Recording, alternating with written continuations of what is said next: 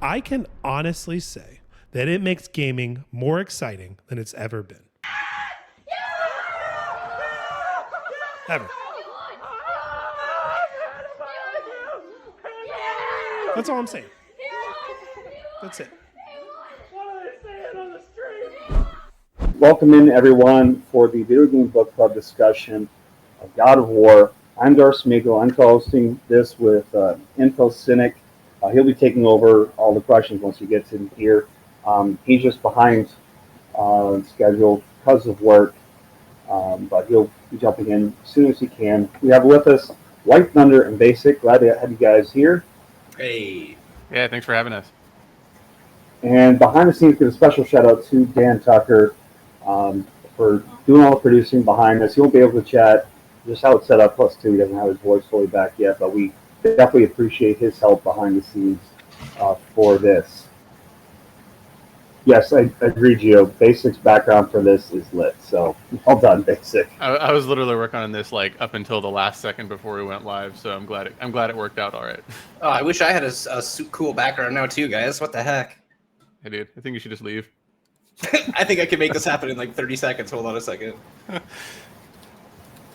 All right, so let's start off by asking you guys, is this your first time playing God of War 2018, or was this a repeat playthrough for you guys? It was my first time going through it.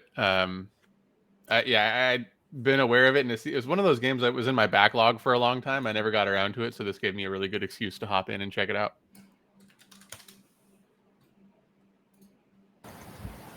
How about you, White Thunder? Is this your first time? I know you were mentioning earlier we're playing Ragnarok.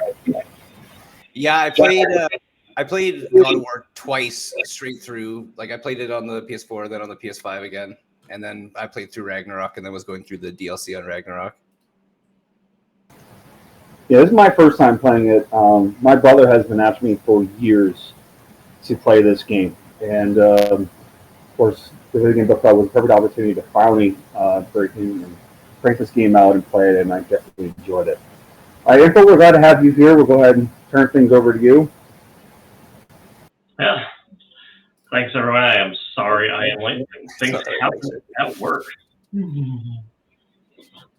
those of you who don't recognize me, I'm not very often on stream. I am Info Cynic, and thanks Smeagol for hopefully getting you guys started. I did not catch anything you guys discussed so far, but hopefully it's been a great conversation.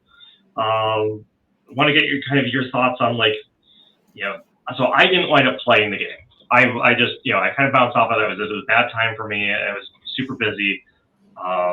Sell me on playing this game from the mechanical standpoint, graphics, gameplay, sound design. What is it about this game that's fun besides the story? So obviously we can't talk about the story for a couple minutes here.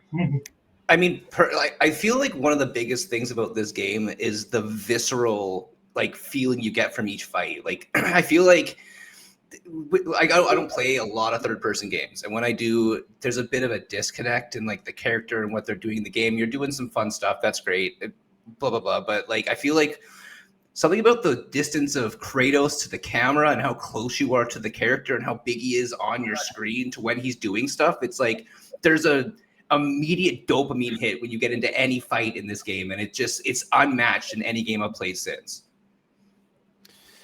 Yeah, I think for me, it's definitely the combat was a big selling point. So when I first started playing it, I approached it like some of the older God of War games, which are very hack and slashy in nature, where you just go through and destroy everything. And you can't do that with this game. You have to pay a lot of attention to kind of every fight, really. But it makes every fight feel like really engaging. So whenever anything is happening in game, you're always really focused, and the combat itself is also just really polished, and there's a lot of options for customizing how you want to play it. I don't know how spoilery that is, but there's special attacks you can purchase, and you can use them to, you can kind of tailor them to say well, this is the way that I want to play the game, and so those are this is the weapons and abilities that I'm going to go for. That's cool. That's always, I love to see different options. I can create a build that kind of fits my play style. Interesting. That's good. I think what stands out for me, without getting into story stuff, is The music is great, and the voice acting. Particularly, I got to give a shout out to Christopher Judge. His voice acting as Kratos was spectacular. Yeah. He's it's funny because so there's a kind of a meme of him just saying boy the entire time in the game, and I have a cat named Roy, and every time I've taken to basically just calling him, every time I want him to come somewhere now I'm just like boy. So it's like his way of speaking has definitely bled into my everyday life. That's great. That's great. Love to hear it. Love to see video games bleeding over into real life like that. That's the kind of sign that the game has really penetrated at a level where it's like, this isn't just something I'm doing for fun. This is serious. This is part of me now. Yeah. And Christopher Judge, obviously I know Smeagol, you're a Stargate fan. I'm a Stargate fan. It was kind of, I hadn't heard Christopher Judge in anything since watching Stargate, and it's like, whoa, this takes me back. That's part of why I'm a big fan of it. Yeah, it's hard to imagine someone else for that role. But hey, let's speculate for the last couple minutes here. Who else would you cast? Not necessarily as Kratos. You change out one voice actor. Who would you change? I mean, Christopher Judge did a great job, but let's stay with who would you recast as Kratos?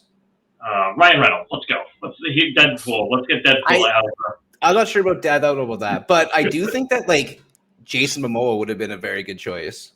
Yeah, he has that deep growly voice. He can get really I don't know. I feel like that would have been a good choice if we have to go for one. Also, a Stargate alum. Is he on Stargate too? I never watched Stargate. He was on Atlantis. How about Dwayne "The Rock" Johnson?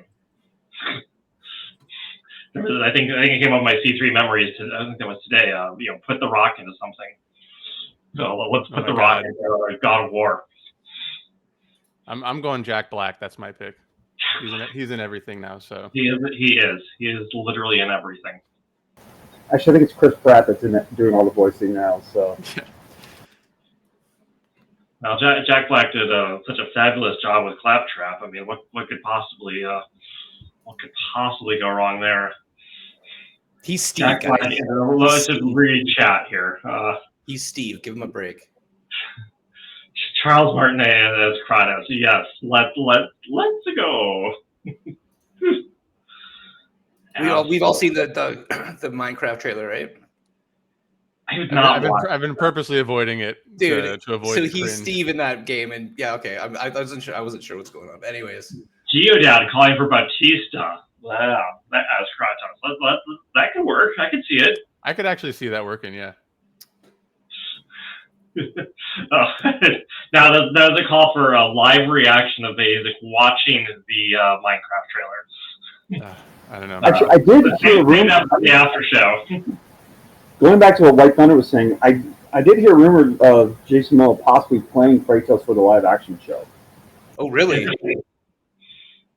I can see it. I mean, I don't know if he has that I don't know if he looks like Kratos, because Kratos is not tall, really. You know what I mean? Is Kratos tall? How tall is Kratos? Let me Google that up. Yeah, there's a important question. All right, well, as you're about to enter the spoiler zone, I do want to give a final warning. And thanks to anyone who's participated with us this far and wants to drop. We are going to transition into full spoiler mode. Before that, I do want to announce we are awarding special XP for this for anyone who can correctly guess, other than you, Smeagol, because the next game after Batman. So our next game on deck is going to be Batman Arkham Asylum. We have the bonus week here between games for Vampire Survivors. After that, we're going to play another game, and there have been enough hints that I think someone who's really clever and really observant could figure it out. So you can put your answers in Twitch chat if you're in Twitch chat, or you can put your answers to talk here. We'll announce it at the end of this stream. All right, and hopefully that was enough rambling and ranting to give everyone time to drop off if they were beware of spoilers. Excellent. All right. So the spoiler warning is in full effect, and all right, let's take it to you. Let's go to Smeagol first. I know you've been itching to tell us everything. Tell us about your favorite parts from the story, or maybe just give us a quick summary of like what you really love about this. For me, I think it has to be the lore. I just love being able to go in, explore everything, and just learn all those different, Norse mythology. Um, it was so there's so much packed in, like every little thing, like the Jotnar shrines. Of course, once you get in the mirror, his head, attached to you, he's constantly talking and giving you background information of that world. And I just found that to be so fascinating. And that really is what really drew me in and kept me wanting to come back and continue to explore this world. Okay. How about you, Basic? So I think for me, story-wise, it was definitely the relationship between Kratos and Atreus, and particularly how their different ways of approaching like grief, I guess, throughout the game. Because there's one scene in particular. It happens pretty early on, so I guess kind of a minor spoiler. But I think it's like after you finish the first going through Alfheim for the first time, and Kratos is like, I guess he heard his wife. I forgot exactly what the details were, but he had like heard his wife in this like gigantic pillar of light, and Atreus asks him about it, and he's like, "No, I didn't see her." And then she's like, and Atreus essentially accuses him of not caring about his mother. It's like, do you even like, does it even matter to you? And there's one line in particular that Kratos, he replies to Atreus by saying, "Do not mistake my silence for lack of grief." And like that one line, I'm actually answered that for one of the quests that we had for this game. And that one line just hits like really hard, right? Because I think, with Kratos in the first few games, he's very like grieving over his family, his previous family, but it's in a much more like ragey kind of Hulk-tastic way. And so in this game, it's a much more subdued kind of, he's dealing with this grief internally. And I thought it was a really interesting direction to take that character in. So I liked how that sort of, the way that they handled that situation kind of evolved throughout the course of the game. But that one line in particular, I actually tried to Google it to figure out what the exact quote was so I could bring it here. And that one thing is referenced in like a bunch of different Reddit posts and YouTube videos. So I think that it actually kind of resonated with a lot of people, and not just me. So that was probably my favorite part. Yeah. It's interesting too, like from what I know of the original God of War games, Kratos sounds like a very one-note character. Yeah. Whereas with this one, they really did flesh out his character, make you care about him, make you care about that background, care about his relationship with his son. Yeah. I love the new background there on White Thunder. I saved some God of War pictures, but they're not popping up in my options to have as a picture for some reason. I don't get it. Like, I saved a bunch of hilarious God of War images, but they're not showing up for me to pick. Anyways. Yeah. Well, let's hear from you from your standpoint. What did you love about this story? I mean, the story itself was great. Like, I know we all know a little bit about the mythology, right? But just like hearing it in a more in-depth, engaging way is like awesome. Like I spent a lot of time just like rolling around listening to Mimir and Kratos talk. Like I was like upset finding places I hadn't been to where I'm like, I don't want to go in there yet. I want to hear how this story ends. Like just being so like I was saying, it's a very visceral game, but also like aside from that visceral fighting, it's like it's such an engaging, engrossing story you're experiencing for the first time. Because like even if you're very up on like old mythology with like Norse mythology, they kind of circumvent how it was portrayed already, and they had to rewrite a lot of that because a lot of that's like based around Loki and Loki doing stuff, right? So like with Loki not being involved in this Norse mythology they're trying to put forward, they had to like rewrite how everything works for the storyline, and that's just like really awesome seeing how like beats that portray out in Norse mythology they had to rewrite and still make work going forward, you know what I mean? Like, so just like hearing how that all worked out was just really engaging. For sure. Well, let me jump in really quick. I want to also point out, because you mentioned something where you said like, I don't want to go here yet because I'm busy listening to them talk. I had that exact same feeling so many times where like I'm on the canoe getting ready to go dock somewhere, and Mimir's in the middle of a story, and he's like, we'll pick this up later. And I'm like, Yeah, and I'm like- no, just keep telling me the story, man. This Yeah. is like, I would like literally just stop and not go anywhere. I just did that to a finish bunch the too. stories, Dude. Yeah, because you're like, okay, I know you'll finish the story, but I'll be in the middle of something and forget where we were in that story. So you just Yeah. finish it off, bro. Like, let's just take a minute. Like, Yeah. if those bosses are going nowhere, like, let's just chill. Yeah. I mean, down in the full-blown spoiler territory now, though. You said Loki's not in this, but of course that big reveal at the end that Atreus is Loki. Gotta say, you just spoiled it. I had said Loki's not in this. You came out and said Loki is in it. Let's just get that out of the way right now, brother. Hey, don't spoilers. It was warned. You know, if you're hanging around this late after the spoiler warning, it's on you. Yeah, that's a great like minute 99, like minute 59.99, like reveal at the very end of the game, right before black screen is like, oh yeah, by the way, that guy's Loki. See you later. Have a good one. See you soon. Later. Yeah. I did not see that coming. I never saw it coming either. No. Yeah. Oh man. Yeah, I think if you're up on your Norse mythology, knowing that Loki is the one who indirectly kills Baldur in Norse mythology. That's kind of what I was saying is like, even though they had to like rearrange some of the beats because Loki's not the inherent like antagonist going forward, they still kept the end game beats. Like Loki still, Atreus Loki still ended up killing Baldur inadvertently. You know what I mean? Like, there's a lot of things that he's still doing going forward that like is inadvertently part of Old Norse mythology that they had to like reinvent. It's so good. Yeah, it really is. Let's talk supporting characters. So everyone loves to hate on the boy Atreus. What's up with that? Like, is he really that bad of a character? Well, yeah, he's pretty immature. He's a rash young lad at the beginning of the game. You know what I mean? Like, but Kratos is also a hard dude. So it's like there's like a dichotomy there where it's like he's very young and inexperienced, and Kratos is way too experienced and way too hard, and like they need to balance each other out. You know?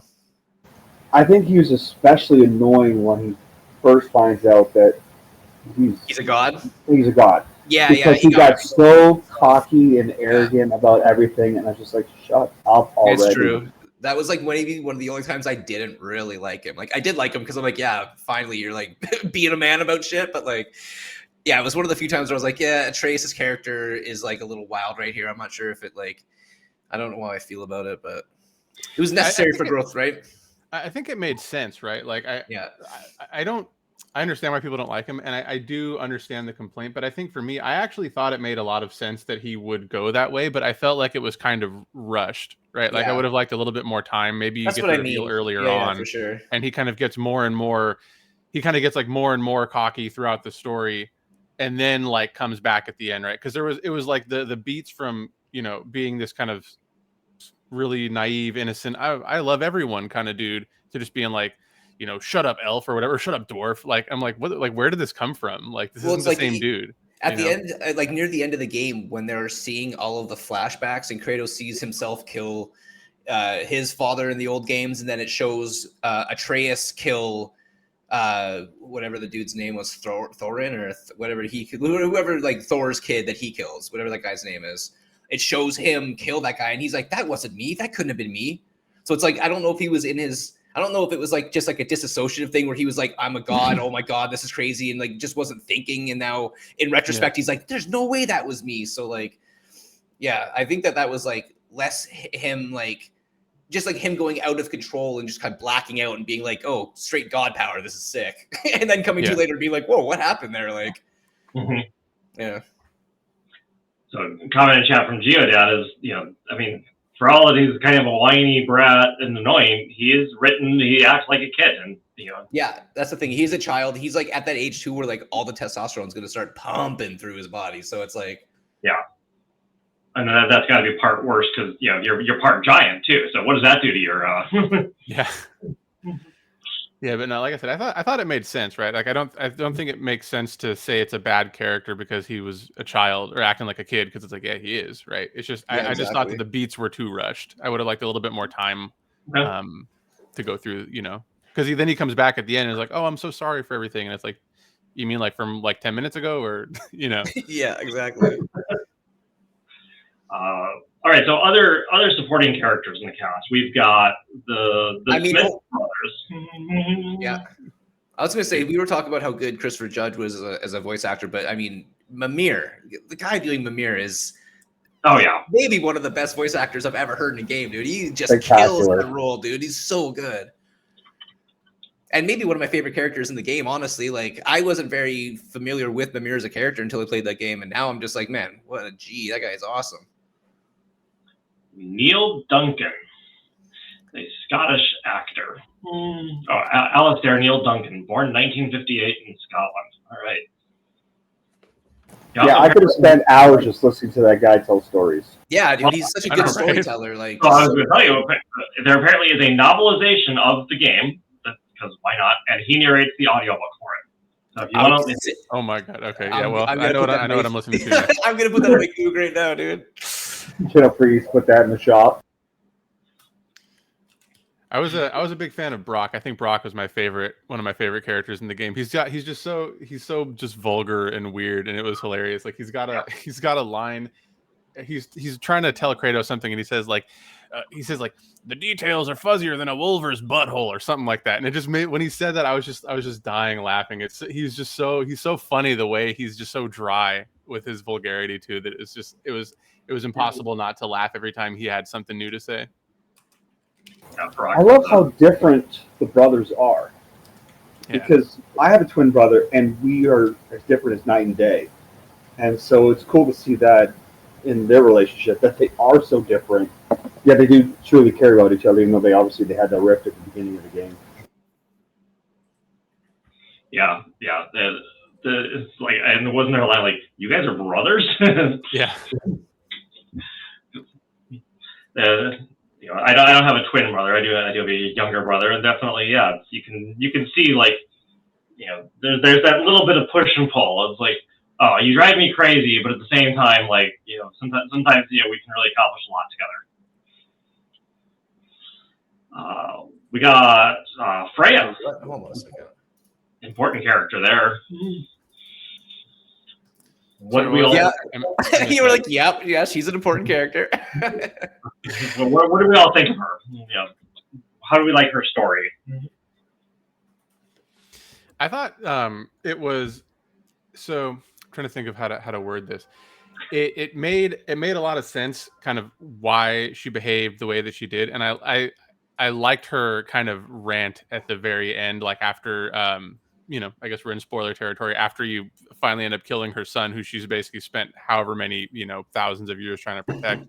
And it's like, it's interesting knowing that God of War Ragnarok exists and that she's in that game and that she's apparently there for a while. Cause it's kind of intriguing to see, like, well, how does that relationship kind of evolve? So I'm definitely like interested in playing Ragnarok after this, so that I can kind of see how she, what her arc kind of looks like.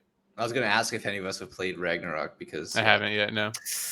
You're the only one. Get ready, dude. Get ready. Video chat, anyways. Holy moly! I know, I'm excited. Yeah. It's amazing. And the shout outs was who pushed? Joel was going to jump into Ragnarok to start, and then was it you, Smeagol, or was it you? Yeah, Thunder? it was me. Someone pushed really hard to say no. Start with 2018.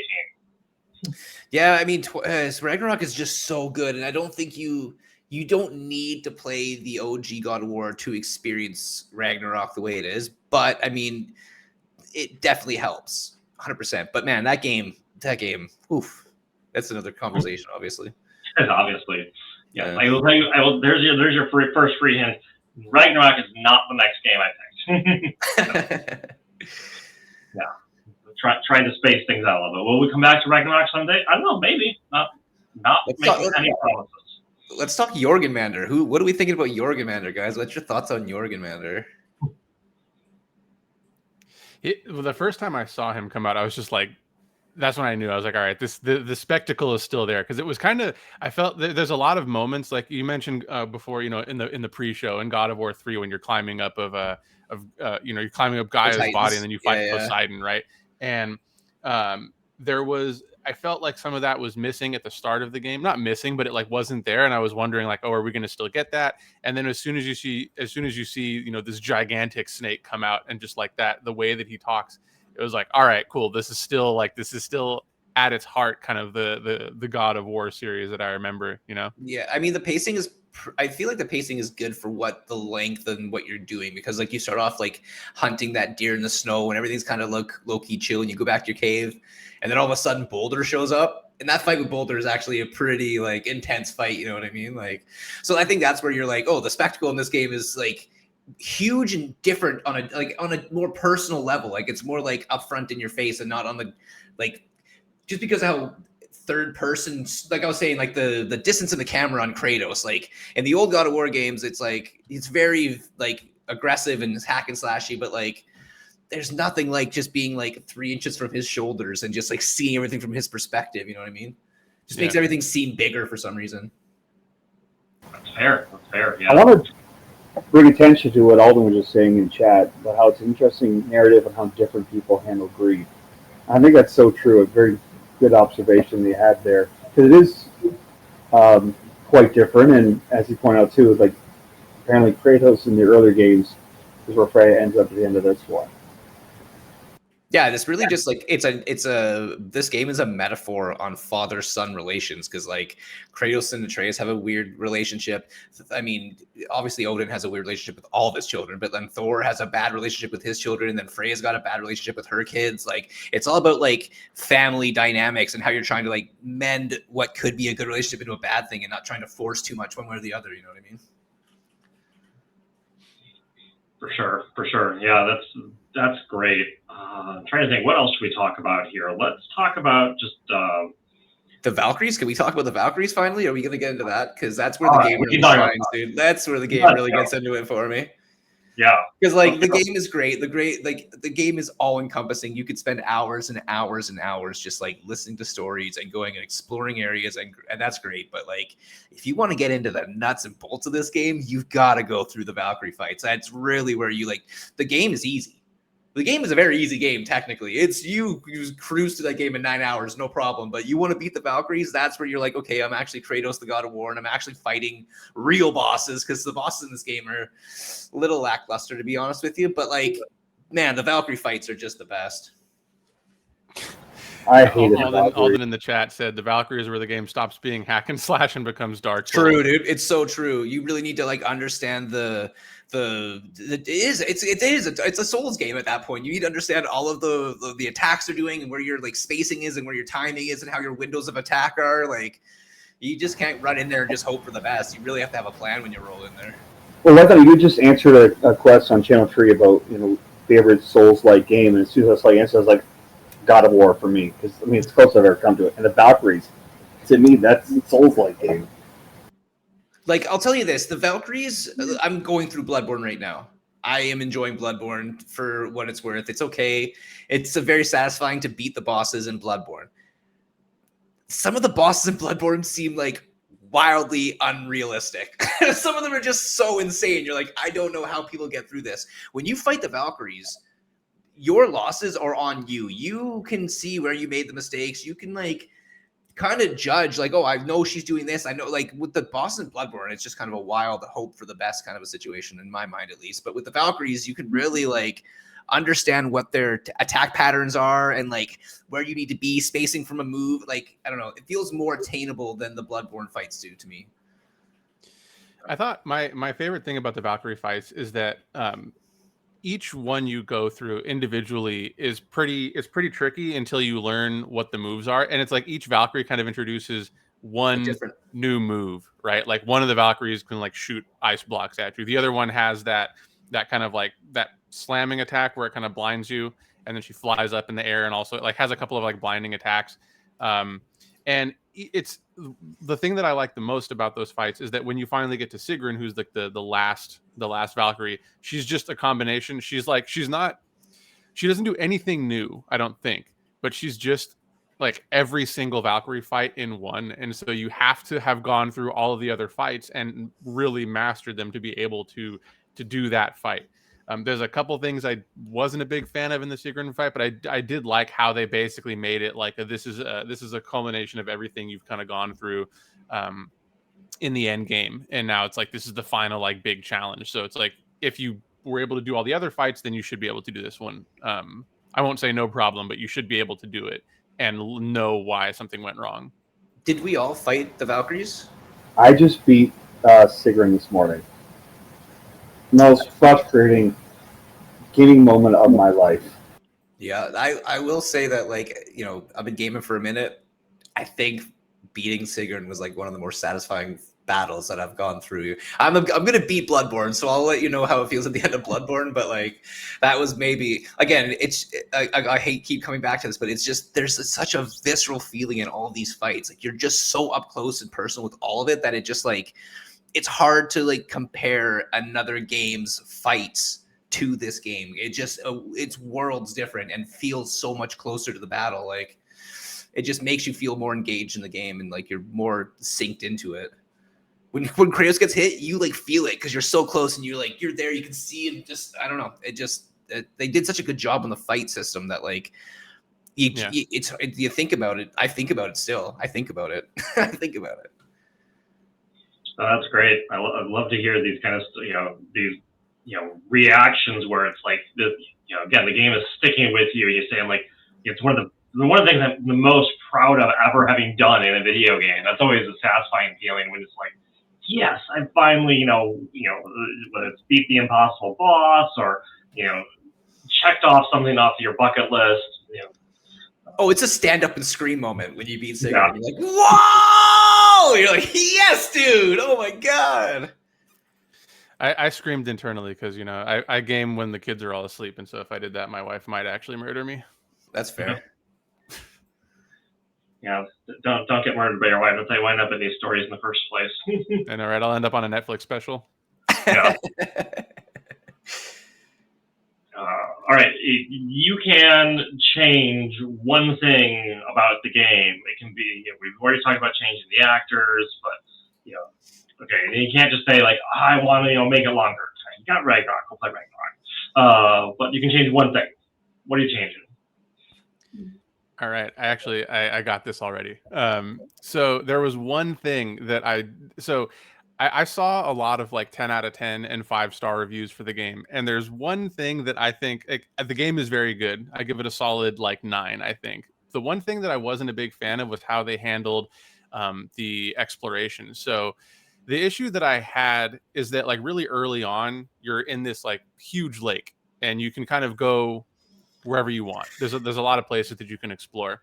And there's a couple problems. So one is that most of the places that you can explore just like kind of randomly, the chests and puzzles reward either silver or like upgrade materials. And I think my problem is that a lot of that stuff isn't really worth it because you can go through and usually buy better armors or find new stuff like if you just go through the main story. And so I felt like the exploration didn't have enough really good rewards outside of the side quests. And the other part of that too is that a lot of the times you'd go to a new location and then you'd explore like most of it, and then you'd encounter like a door or a puzzle or like a chest that is locked behind an ability that you're not going to get until much later in the game. So the game kind of, to me, it felt a little bit like it wanted to be more of an open world than it actually ended up being, just because I felt like the exploration didn't really reward you well enough. And in some cases you were kind of discouraged from going to, because like if you were to try and explore everything as early as possible, you're going to have to backtrack once you get, your new abilities to go back and get that last puzzle or that last door. So I think like either change the way that it works to reward the exploration better, or make it more clear that the exploration is primarily a vehicle for getting a platinum, and that you really shouldn't spend a whole lot of time doing that until you go through the main story and you have all of your stuff. Because there's like, for example, there's that one realm, I think it's pronounced like Muspelheim, or is it? No, you're right. You got it. The Mist realm where you go through and do like the end game kind of Niflheim. for silver and stuff. Yeah, Niflheim, and when you can't even get there until you've already made it through the main story. And so it's just one of those things where like, if somebody would have told me before starting the game, hey, don't worry about exploring right now, just go through the main game and you're going to have like 95% of what you need to start doing end game content, and the rest of it you can get from doing the exploration and grinding then. I think that would have been a little bit like, it would have made some parts of the game a little bit less frustrating, because I spent a lot of time like just going through and trying to like grind out a little bit to max out armors, and it's like you really don't need to do that until you're preparing for the Valkyrie fights. That's a good point, because I did that. I spent every chance I could get to explore, I was exploring. And I'm sure it made the game take so much longer than it needs to be, because I also had to remember where stuff was, because like you said, it was locked behind an ability I didn't have yet, so I had to remember where it was, so I could go back to it later and complete it. Yeah. I mean, not to spoil the next game, but the next game they did address that. That's areas are just open to you, and enemies there are wildly difficult. So you can go explore if you want, but you're just gonna die. So there's not much of a play, you know. I call it the Xenoblade model, so games I'm familiar with it does that, where it's like, the very start of the game, there is a level 95 monster or something that you can just walk right up to, and don't, but you can. Yeah, there's all like you have a number, and then like, there's like numbers above people's health bars when you roll onto new places. So I got a couple comments in the chat I want to get to here. So let's see. Alden says he wanted to unlock fast travel so much sooner than the game unlocked. Yeah. I would like to actually unlock fast travel, because it didn't seem like fast travel to me. Because you have to open the door, and it takes like 10 seconds for an animation to occur. And then you actually go in there, and you're running around for like 20 seconds for the next door to actually open for you to, quote unquote, fast travel through. Like, this is not fast travel. I mean, you're traveling faster to an area than if you had to just straight walk it. So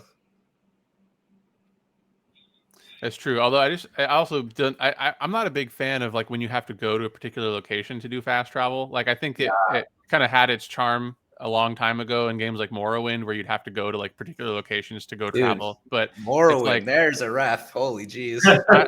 I'm old school, man. Let me travel from anywhere. You can have designated points that I can warp to, but I don't want to first have to walk to a warp point and then travel from there. Yeah, I agree. That's old school. Also, we got Geodad saying didn't like the visuals of the chest armor. Thoughts on that? I'm kind of down with that. Yeah, I think I agree. I agree on some of them, because some of them was just like the one I was using for Sigrun was the Deadly Mist armor, and it's just like a little strap across your chest. I'm like, how is this protecting him? Let's be honest. Yeah, it was. I would have liked a lot more. I don't know, flair on some of that stuff. I think because it was kind of hard to distinguish between like, there were certain armors that were pretty cool, but then some of them just looked like straight up like medieval, medieval like Western medieval armors and stuff. And it's like, this is a little bit kind of weird. I would have liked something a little bit more like visual consistency there, and also like some more distinction between like what different armors look like and how they kind of like how they. If they could make it like correspond to what those armors were doing, right? Like certain armors could like look more spiky or something if they're more damage based, or I don't know. I don't have like a lot of in-depth analysis on that, I guess, but I do agree that the chest armors were a little bit kind of lacking in visual flair. I mean, I think they had enough. They're slightly different, you know what I mean? Some of them went over one shoulder, some went over both, some were just like little things. There was enough difference to like visually let you know that you're wearing different armor for sure. But I really never like looked at the armor as a visual thing. I was just like statting out. So I was like, well, this is better than this, so I'm going to put this on, and I'm going to put this on because this is better than this. So even if the sets didn't match or whatever, it just didn't matter, Yeah. Going back to your question earlier, basically about what thing I would change, I think I would do away with the grinding in Niflheim and Muspelheim, because that really dragged on, just having to do it over and over and over again just to get more of the material I need, just to upgrade all the different armors. That was the one part where I just decided, you know what, screw it, I'm going to lower the difficulty level so I can get through this stupid stuff quicker.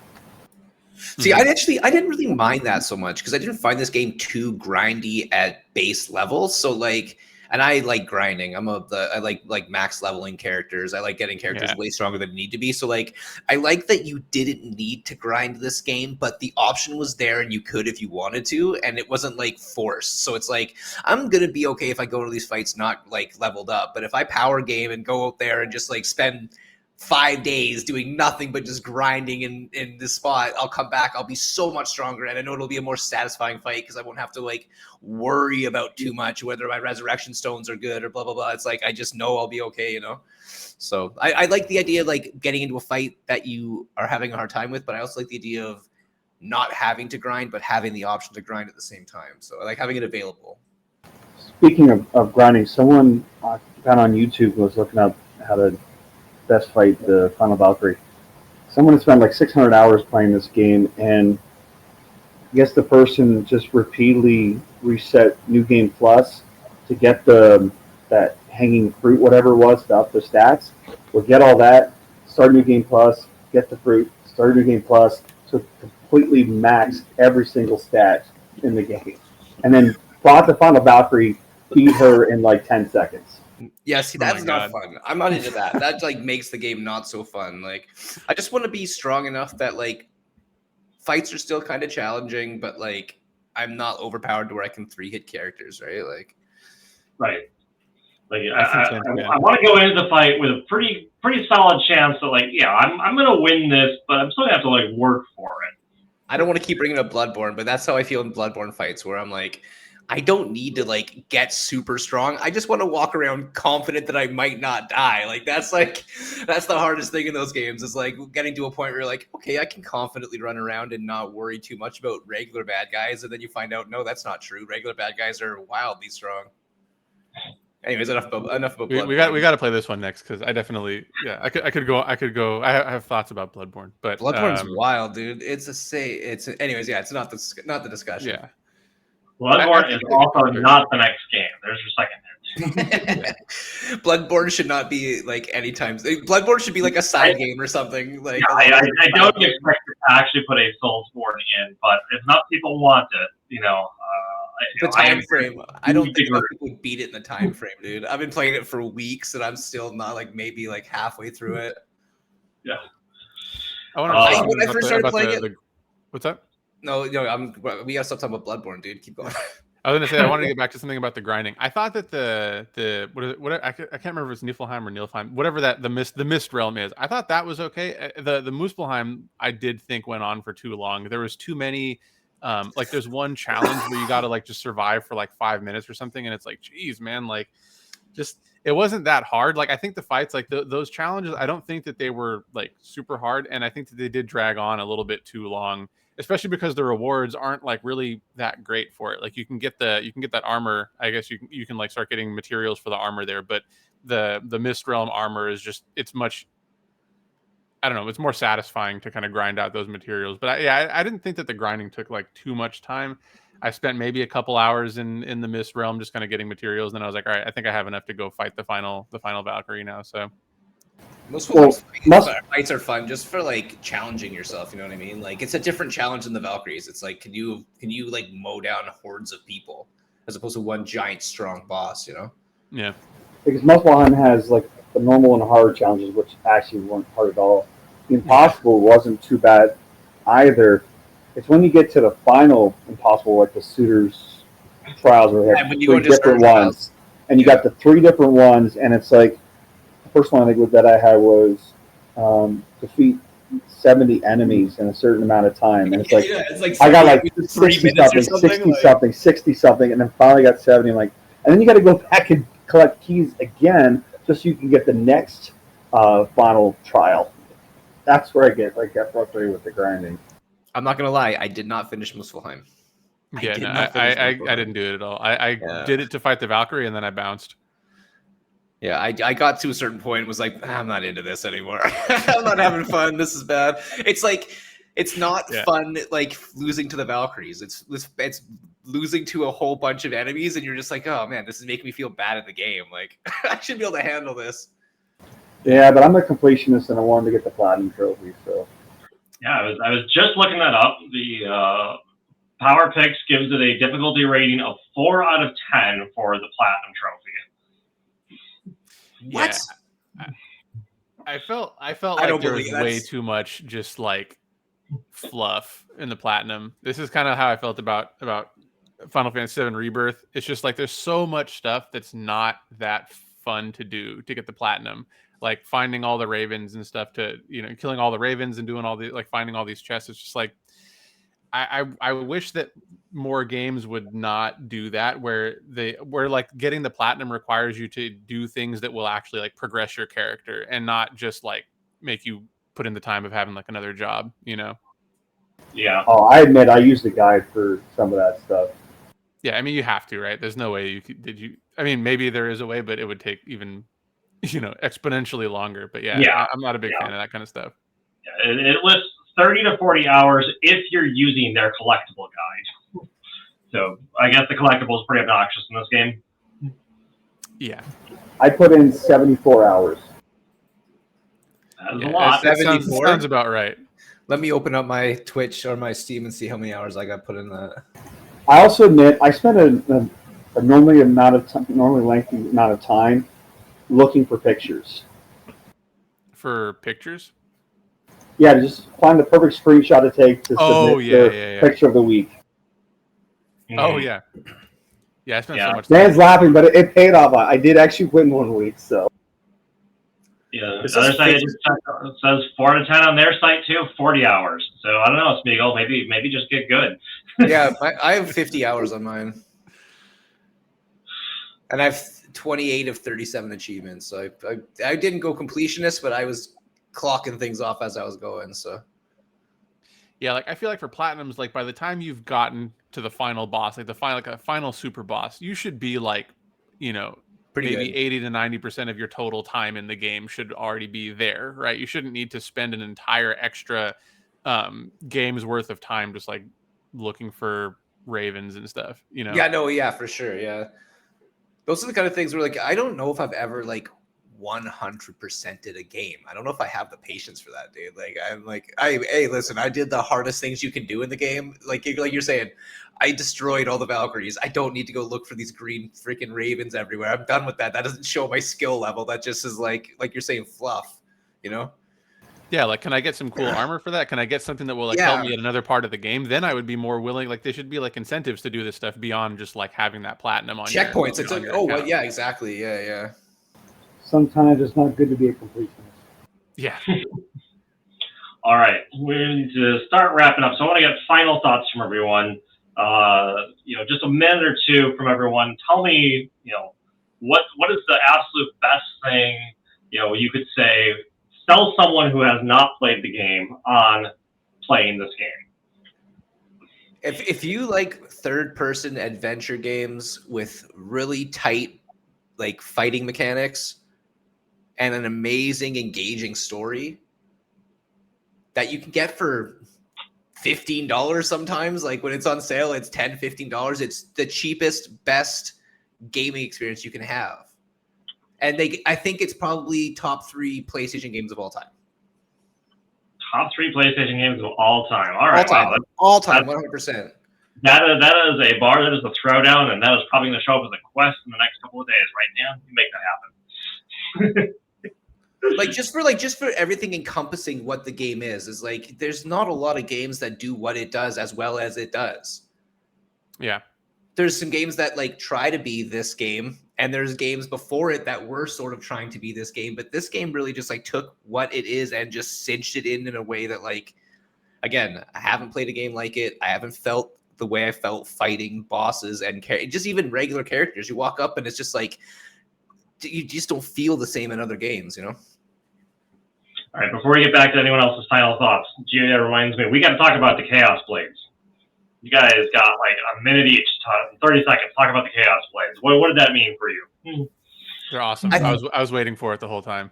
Sick. And it just also helps you break up how you play the game. So you can go through the entire game with the axe and then just like switch up and go blades the entire like play in a different style of game with the blades, right? Like, I mean, the scene, of course, itself was just spectacular. How they put that all together. Just the scene of him going back to his hut and finding them under his bed. Yeah, it's the music, the lighting, and everything was just, and then of course his vision of it was Athena, and everything that was just fantastic. But then the blades themselves, I actually like them way more than the axe. It fits more with my style of combat, like medium range, and just getting in there, but not how to be like right up close like you will with the axe. I'm not gonna lie, man. I use them both. Like in battles, I'm switching between both of them, using them for different things. Like I fully embrace the chains of chaos and like use them both in battle. I was swapping back and forth between them, doing sweet combos because they all each have different special abilities too. So you can like cool down on special abilities. So you can rip over to one, use those abilities, switch back to the other one, use those abilities, switch back to the other one, use the like you can go back and forth. So like I never primarily use one or the other. I use both at the same time and just like put that into my arsenal, you know. Oh, I did too. I had Sindri's armor with the high runic and cooldown, so just spam runics. Yeah. From, Yeah, from exactly, both. dude. Yeah. Yeah, I found that when I got to the blades, I didn't realize how much like so I was using the axe obviously up until that point, and I thought, oh, the combat's really good, super fluid, I like the way it feels. And then I got the blades, and I was like, oh my god, like I never went back to the axe after that. Not because I think the axe sucks, but just because it was like, man, the blades for me were just like so much fun, and it's like it was a really it really like amped up the gameplay for me. I think the blades are great. Again, you use them in all situations, but the blades are great for like large groups of enemies, and the axe is good for single combat. Yeah. So I think they're just like situationally good for whatever's going on, right? Like if there's one guy, the blades are going to do some good damage, but the axe is going to do more like straight damage to a single person. Where blades just like are like a good way to like deal with a lot of enemies around you. All right, I gotta cut you off. We gotta get final thoughts here. Let's hear from Spiegel. Sell someone who hasn't played the game on playing this game. I think for me, again, it's the story, it's the lore, just really being able to dive into such a fascinating world. Because again, like just I could have spent hours, and I did, just paddling around the boat just to hear Mimir's stories. Like I knew that if I went up to a shore and that would interrupt the stories, I just kept paddling around, making sure that the story was completely done before I got off the boat, or when you're doing the fast travel, Mimir's talking, I'm making sure I'm not going through that door until I hear that full story. I just, again, the story, the emotions of it throughout all the different beats, and then the lore just hold me in, and I can't wait to play Ragnarok. All right, Basic, let's go. I'll be quick. I think for me, this is like one of the most polished games that I know I spent some time whining about the platinum, but like if you're just going through the game, this game is like super polished, and the main story does a really good job at gearing you up for every point of the game, like to make sure that you're equipped to handle every challenge that the game throws at you, like at the appropriate time. So it's super polished. It's a really interesting kind of reimagining of the original, not reimagining, but it's like an interesting direction, like a new direction to take the series. Because I think that by the time that this game came out, the previous games were getting, for me anyways, a little bit stale because they all felt kind of like the same hack and slash combat. And it's like, I kind of just fell off after 3. But then this game comes out and it's like completely different, but still true to the original. And so I think that if you do like the original, this is a game you just like can't pass it up. Yeah, and the way they kind of like bring in the other 3 to this game too is really nice. Like they don't forget about it. They're not like they don't ignore it. They're just like, this is now what Kratos is. Like, yeah, he's been living by himself alone with this lady. He had to get away from the gods. Like, yeah. I mean, technically in 3 he destroyed the realm. So just killed everything. Yeah, he destroyed everything in God of War 3. So, oops, hey, when that happens. All right, well, that is a great point to end on. I want to give special thanks to Smeagol, White Thunder, Basic for being here to chat with me, Dan for producing in the background, everyone who participated in Twitch chat, and I also do want to announce no one managed to guess it despite my attempts to hint at it. I even changed my tagline for you all today on C3. That was the biggest hint you could have possibly gotten. I am equipping the Master Chief tagline because we are going to Halo 1 after we finish Batman. So you've got about a month and change. We're going to do some Batman Arkham Asylum. Next week, we'll be doing a special one-off week on Vampire Survivors with a special game, dude. Hell yeah. On Friday the 13th. Because how can I pass up talking about Vampire Survivors on Friday the 13th? We'll be back for that discussion. I need to actually schedule that, and then we'll do some Batman in about a month. And it's been great to talk to you all, and we'll see you next time. Stay tuned to Channel 3. Cool. Thanks for having us. Yeah, thanks for having us. I'm excited to get into Batman because I've never played any of them before. So Oh, Arkham Asylum is a fantastic game. yeah, I'm pretty excited. All right, thank you. Is all for Halo being here. available somewhere other than on Xbox? Can you just get Halo? PC. Oh, on PC too. Okay. PC and Xbox. I will do my best. As I can't make a hard and fast rule, but I'm doing my best to make sure that nothing is locked to a single console without at least a PC option as well. Sweet. There may be Cool. some Switch games that make us break that rule eventually, but yeah, we'll see. Well, Mario I'm loaded, Kart. Mario Kart. All right. Thank you all, and we will see you next time. Good night, everybody. See ya.